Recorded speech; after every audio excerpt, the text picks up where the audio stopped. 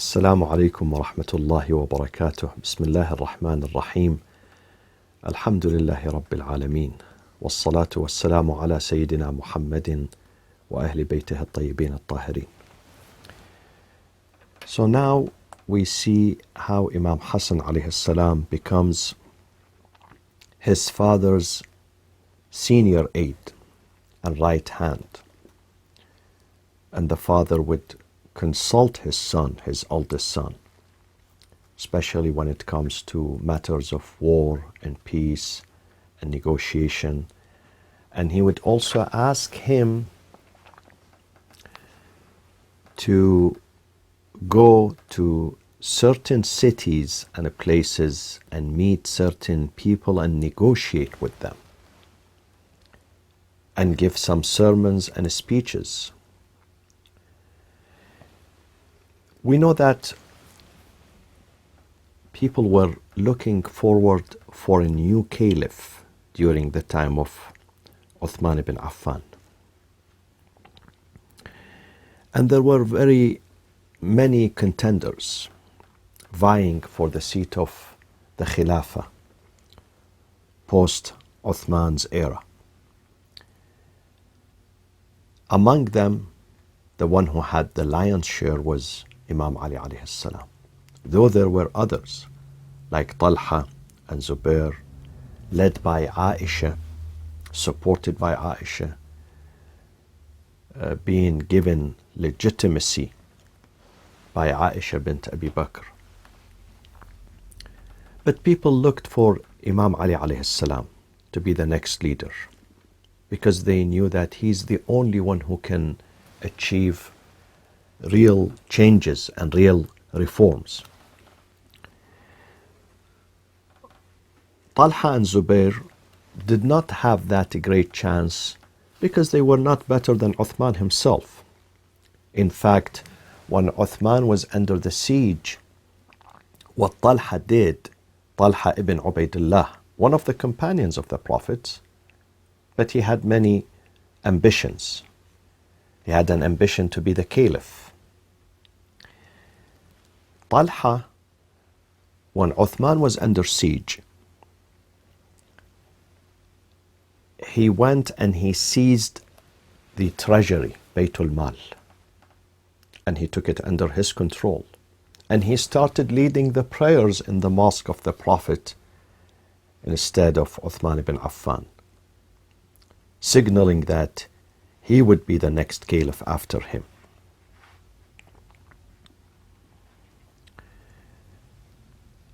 Baladari says that Imam Ali during that time, Baladari being one of the historians, in his book Ansab al-Ashraf, he said Imam Ali during this commotion and this disunity and this anarchy, he stayed away from all these things. Lazima baytah, he stayed at his own home. He tried to negotiate. He tried to mediate between the two groups. But it was very difficult. The situation was very difficult, and they would not listen. Therefore, when Uthman was murdered, most of the people of Medina, including the Ansar, the helpers, and the Muhajirin, the immigrants who came from Mecca, they asked Imam Ali to be the next leader. They put a pressure on him. Tabari, in his book, which I have it behind me, people said, لا بد للناس من إمام ولا نجد اليوم أحق بهذا الأمر منك. We need to have a caliph, we need to have a leader, and we cannot find and we cannot see someone more fit and more qualified than you, O Ali.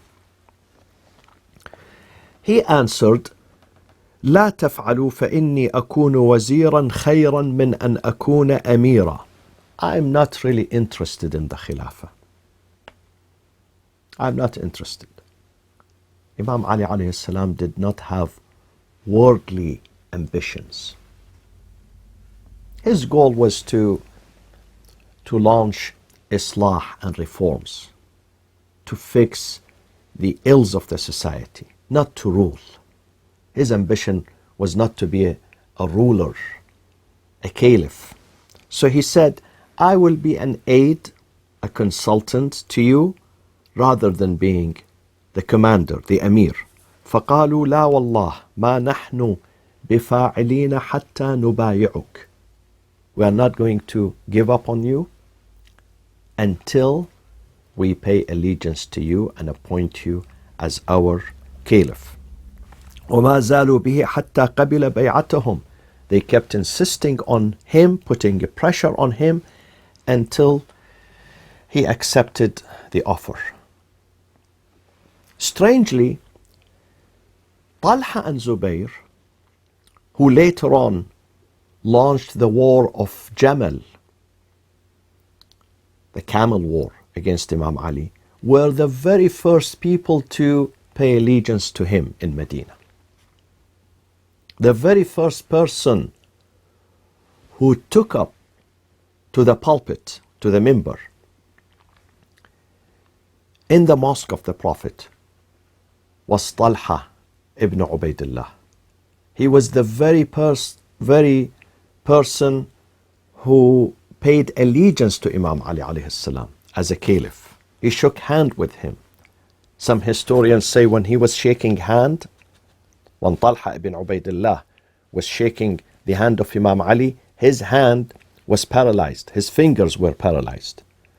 So some people saw in that as a bad omen. He said maybe something wrong is going to go. And this is exactly what happened. Few months after paying allegiance to Imam Ali, Talha and his friend Zubair.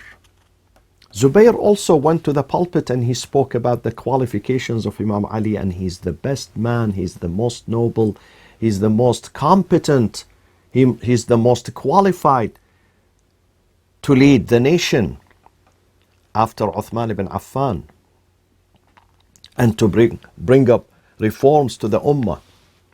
It was Zubair ibn al-Awwam, and he's the first cousin of Imam Ali, and he's the first cousin of the Prophet. But imagine, only after a few weeks they made a huge U-turn, 180 degrees, and they launched the Battle of Camel, where thousands of people lost their lives. They took Aisha with them, and Aisha represented the wife of the Prophet. So to the public, she will give legitimacy to those two leaders, Talha and Zubair. And she traveled with them. They convinced her to leave her house and travel with them all the way from Medina to Basra. Hundreds of miles. Why? Because they accused Imam Ali of killing Uthman ibn Affan. And now they want to take revenge from Imam Ali alayhi salam. Do you see politics? How politics contaminated the Islamic society, the history of Islam. Only a few years after Prophet Muhammad sallallahu alayhi wa sallam. Imam Ali alayhi salam said, I did not have any interest in the Khilafah. In one of his sermons in Nahj al-Balagha, he says, أما والذي فلق الحبة وبرأ النسمة لولا حضور الحاضر وقيام الحجة بوجود الناصر وما أخذ الله على العلماء على أن لا يقاروا على كظة ظالم ولا سغب مظلوم لألقيت حبلها على غاربها ولسقيت آخرها بكأس أولها ولألفيتم دنياكم هذه أزهد عندي من عفطة عنز. This life is cheaper, in my eyes, is cheaper than the sneezing of a goat. Sneezing of a goat, which has no value. So I was not interested in this office, in this seat of caliphate. I'm not interested in power and authority and dominance. What I'm interested in is the cause of God, because God wants the scholars, the ulama, the reformers to take care of the ummah. to guide the ummah, to salvage the ummah, to empower the ummah, and to uphold justice, and to defend the oppressed. This is the mission. This is our mission in this life. This was my reason. Otherwise, Ali is not making money out of this office. Neither he's making a name for himself. He doesn't need that office. Imam Ahmad ibn Hanbal turned to the community and said, Aliyun ma zanathu al-khilafa. Khilafa never decorated Imam Ali. He did not benefit from it. Khilafa itself benefited from Imam Ali. وَلَكِنَّهُ زَانَهَا. He beautified the Khilafah, this office. This office before was ugly. It looked ugly. So Imam Ali made it look beautiful and attractive through his justice, through his fairness, through his transparency, through his competence. Historians say for 3 or 5 days, some people say 7 days, there were no caliph, there were a power vacuum. Then Imam Ali was elected in an atmosphere that was overwhelmed with dissent and disunity. And there were some people who refused. Though the people of Mecca, the people of Medina, Muhajirin, Ansar, the people of Kufa, the people of Basra, most important cities in Islam at that time paid allegiance to Imam Ali and accepted him to be the caliph. But there were some prominent companions also who refused to pay allegiance to him. They lagged behind. Among them is Marwan ibn al-Hakam, the fierce enemy of Ahlulbayt, with a terrible history. Marwan, of course, being from the Umayyad clan. He would not favor Imam Ali alayhi salam. Among them is Sa'ad ibn Abi Waqqas. Sa'ad ibn Abi Waqqas was a decorated military commander, one of the companions. But because his mother was related to Bani Umayyah, his mother's name is Ham'a, therefore he did not favor Imam Ali alayhi salam. And he stood in solidarity with Bani Umayyah. This is why he refused to give allegiance. And believe it or not, another person who's considered one of the companions, and that is Abdullah, the son of Umar ibn al-Khattab, the son of the second caliph. He refused to pay allegiance to Imam Ali. He refused to acknowledge Imam Ali as a caliph. So some people went and threatened Sa'ad ibn Abi Waqqas and Abdullah ibn Umar. Imam Ali said, no, leave them alone. This is the freedom of choice. We cannot impose on them to accept me as a caliph. It's up to them. Leave them alone. Don't force them. The only thing I'm asking them to observe is not to sow the seeds of commotion and disunity in the community. Not to raise weapons against this government. Not to carry weapons against this government. That's the only thing. If they want to oppose me, it's okay for them. They can oppose me through their speech, through their writings, through their expressions. But do not use weapon against the innocent people of our country, our society. And therefore he left them alone. He didn't force them.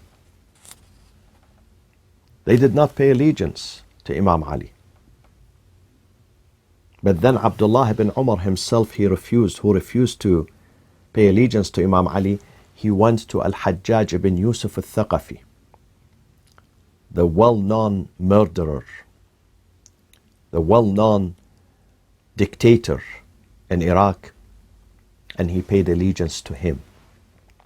Al-Hajjaj said, my hand is dirty, I am eating, I can't shake hand with you, so take my feet. Put your hand on my feet as a gesture of allegiance and bay'ah. Look at the humiliation. That is Abdullah ibn Umar.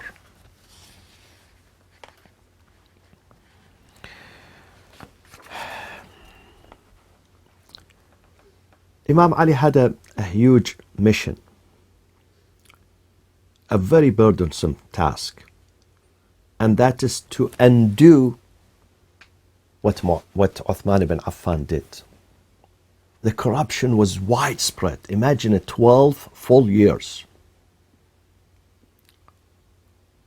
of a person who's incompetent, bringing his family, his tribe, Bani Umayyah, to rule, to infiltrate every juncture, every corner of the Islamic society, through nepotism,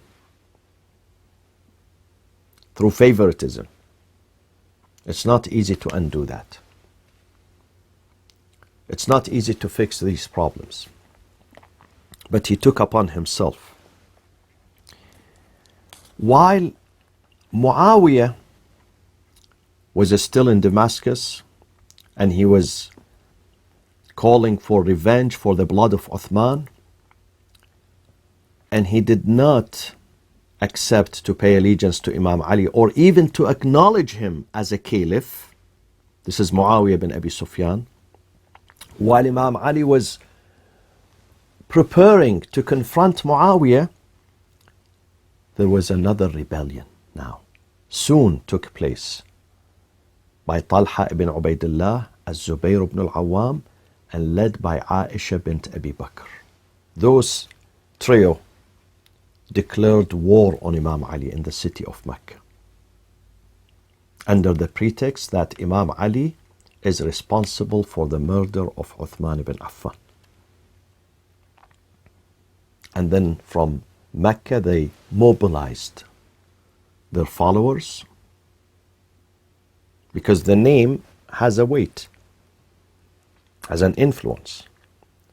Aisha being the wife of the Prophet.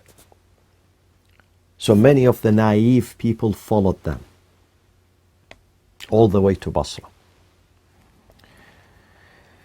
And they posed a danger, because they're going to destabilize the Islamic community. And the first thing a leader, a newly appointed leader, needs in his country, in his society, is peace and stability. So Imam Ali alayhi salam sent them many delegations. One of them led by Muhammad ibn Abi Bakr, the brother of Aisha. Muhammad being nurtured and raised and educated by Imam Ali alayhi salam. But it did not work. This delegation didn't work. On the other hand, Abu Musa al-Ash'ari was the governor, the wali of the city of Kufa. This is before Imam Ali moved his capital from Medina to Kufa. And that one also did not pay allegiance to Imam Ali. Refused to accept Imam Ali as a caliph, siding with Uthman ibn Affan and his followers. Uthman was already dead. So Imam Ali sent him a delegation. It didn't work. He sent him a second delegation. Now it comes the turn of Imam Hasan alayhi salam, who was sent by Imam Ali to the city of Kufa. Imam Ali at that time was in Medina. He sent Imam Hasan to the city of Kufa to negotiate with Abi Musa al-Ash'ari, the wali, the governor of the city of Kufa. Kufa was an important city even before Imam Ali moved his capital from Medina to it. It was an important city. Imam Hasan had a successful mission in the city of Kufa. Once he arrived, people gathered around him, and he carried the mission, the book, the message of firing Abu Musa al-Ash'ari. So he was fired. And then people gathered around Imam Hasan, and he told the people that we need your help. Oh, the people of Kufa, we need your help to put an end to this insurgency of Talha, Zubair, and Aisha. People accepted the invitation of Imam Hasan, the people of Kufa. And they decided to go with him History says, books of history speak about this in details. وعجت الكوفة بالنفير ونزحت منها آلاف كثيرة. The entire city of Kufa was mobilized and responded positively to the invitation of Imam Hasan alayhi salam to go and aid his father, Imam Ali, in confronting this new insurgency. وساروا تحت قيادة الإمام الحسن فانتهوا إلى ذقار. They left the city of Kufa under the leadership, the guidance of Imam Hasan alayhi salam. They reached the city of Dhiqar. Imam Ali continued sending letters pleading to Aisha bint Abi Bakr, asking her to prevent a bloodshed from taking place, sending other letters to Talha and Zubair, personal letters, asking them to end this insurgency. You know why Talha and Zubair decided to revolt against Imam Ali, to turn against him? After being the very first people who paid allegiance to him. Now, within a few weeks, they changed their mind.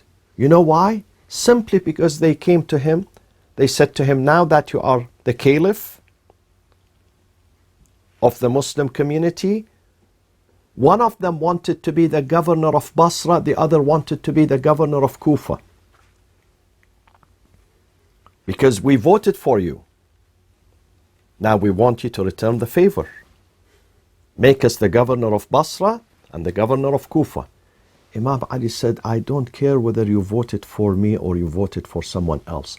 I look at people's credentials and records. If the record is clean, if they are trustworthy and honest, definitely, even if you don't vote for me, you can be in my government.